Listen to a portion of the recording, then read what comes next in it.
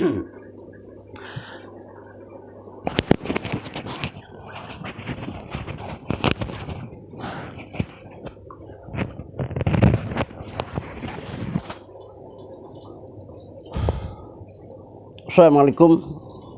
warahmatullahi wabarakatuh. Waalaikumsalam.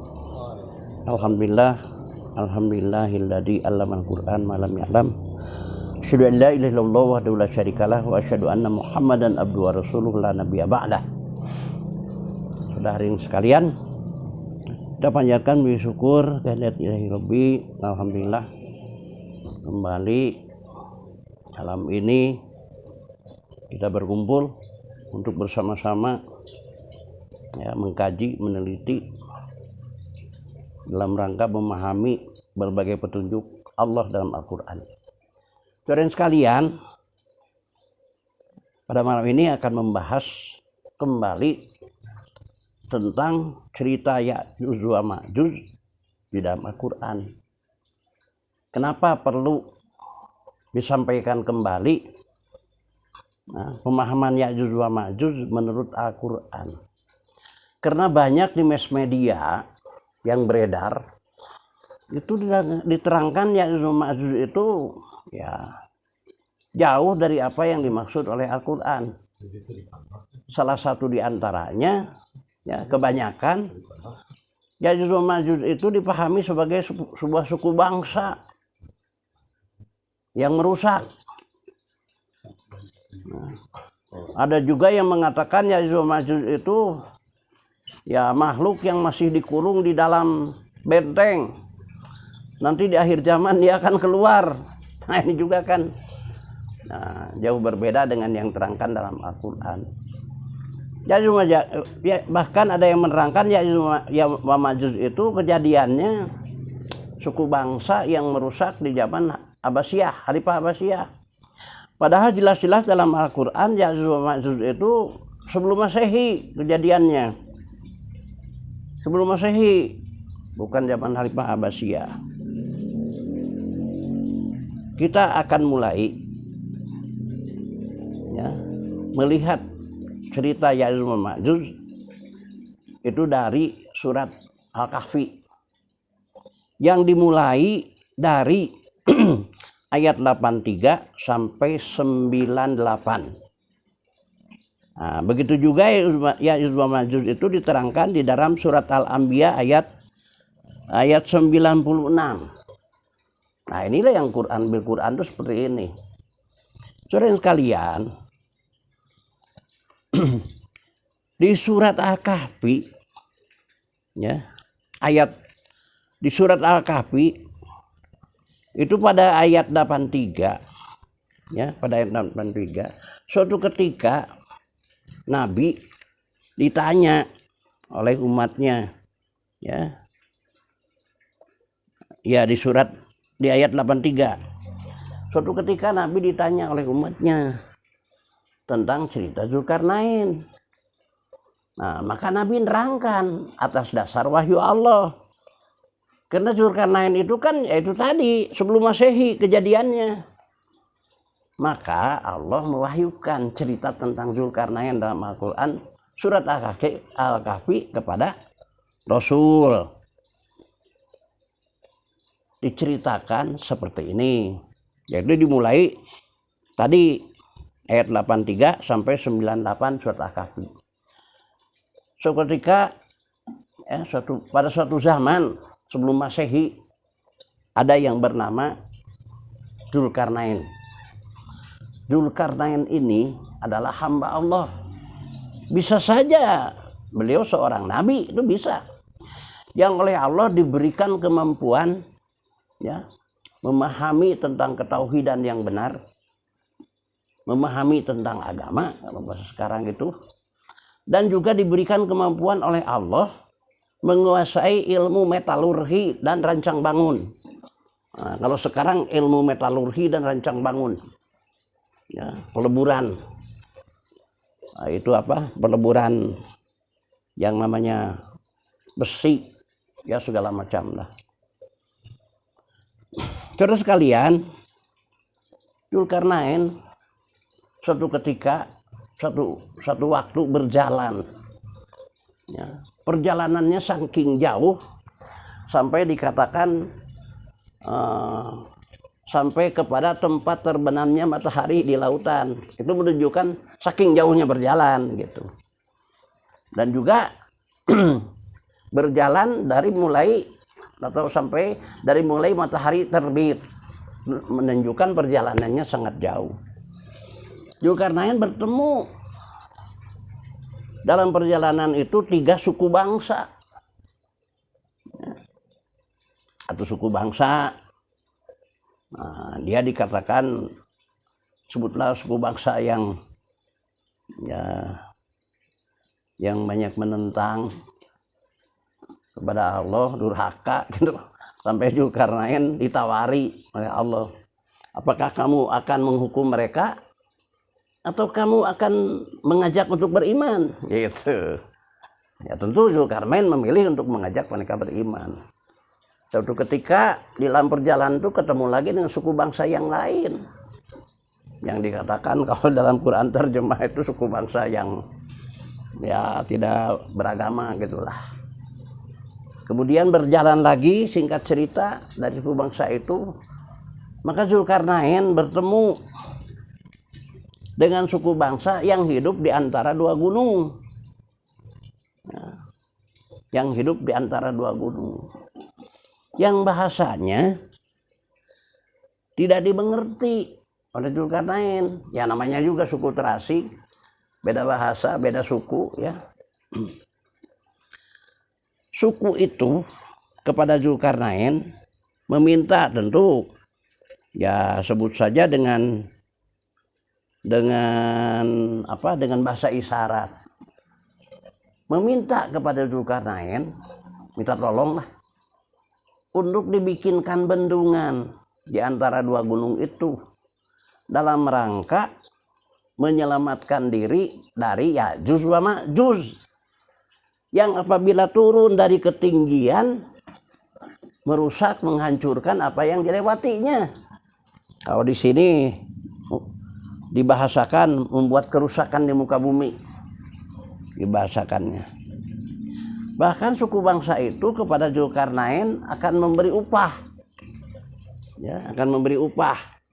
Tolong bikinkan bendungan untuk menyelamatkan dari Zulkarnain, memberi upah. Zulkarnain sebagai hamba Allah tentu menolak untuk memperoleh upah atau diberi upah.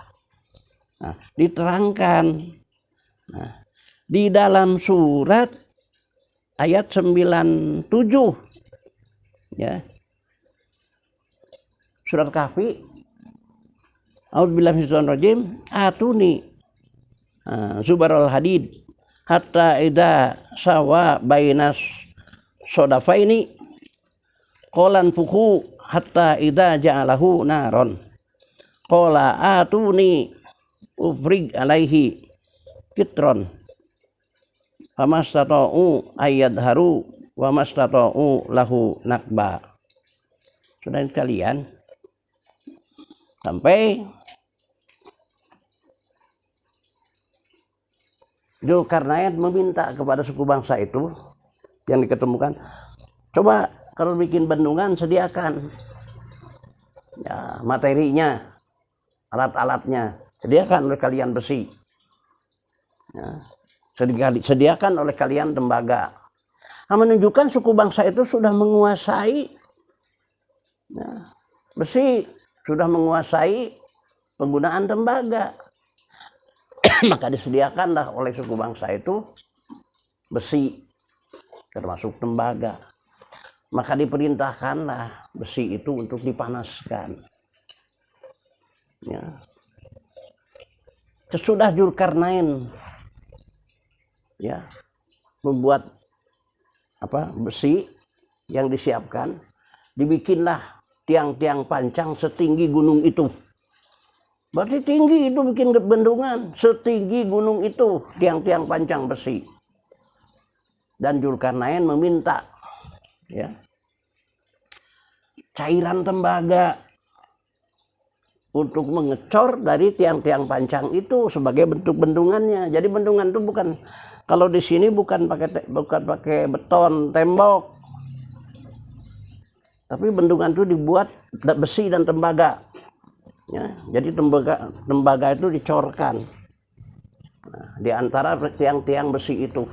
Nah, di sini jelas sudah menguasai teknologi metalurgi, ya, memanaskan besi, memanaskan tembaga sampai jadi cair, membuat besi sampai jadi tiang-tiang pancang. Itu namanya menguasai metalurgi.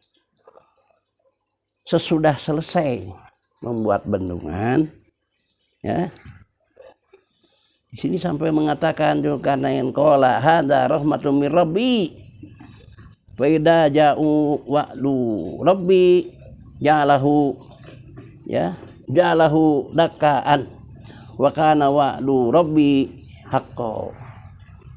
Sampai setelah selesai itu Dzulkarnain mengatakan hadza rahmatan mir rabbi, ini rahmat dari Allah, sampai bisa terbentuk jadi bendungan, sampai bisa mengikuti keinginan yang diusulkan oleh suku-suku terasing itu. Diterangkan dalam Al-Quran, dalam ayat itu. Maka akhirnya Ya'juj wa Ma'juj yang turun dari ketinggian membuat kerusakan. Surat Al-Anbiya ayat 96, ya. Ya'juj wa Ma'juj sifatnya kalau dibuka bendungan dia lari ke bawah membuat kerusakan. Nah, sesudah dibikin bendungan, Ya'juj wa Ma'juj itu tidak bisa naik karena dibendung. Kalau Ya'juj wa Ma'juj itu ya sebut saja makhluk, apalagi manusia, kan bisa naik atau bisa ke pinggir, jalan ke pinggir. Nah, setelah dibendung, Ya'juj wa Ma'juj itu amanlah, selamatlah para penduduk itu dari keganasan Ya'juj wa Ma'juj. Kesimpulannya, jadi Ya'juj wa Ma'juj itu sebutan dari penduduk setempat yang bahasanya oleh Dzulkarnain tidak dimengerti kepada lahar yang turun dari gunung berapi. Sekali lagi, Ya'juj wa Ma'juj itu sebutan kepada lahar dari gunung berapi tatkala ya mengeluarkan lahar, erupsi.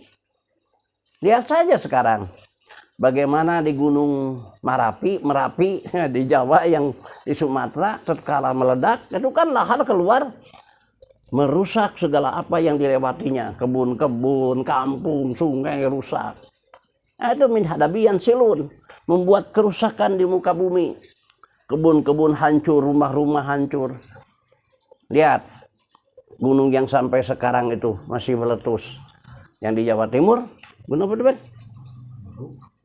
Gunung Semeru. Itu kan terus-terusan masih sampai sekarang meletus. Itu kalau lahar turun membuat kerusakan apa yang dilewati. Min hadabiyan silun. Kebun, rumah rusak. Ya, ternak rusak, mati, lain sebagainya.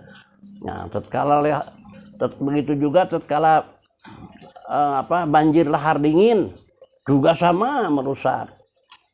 Nah, jadi kesimpulannya Ya'juj wa Ma'juj yang diterangkan dalam Al-Quran di surat Al-Kahfi yang dimulai dari ayat 83, ya, sampai dengan ayat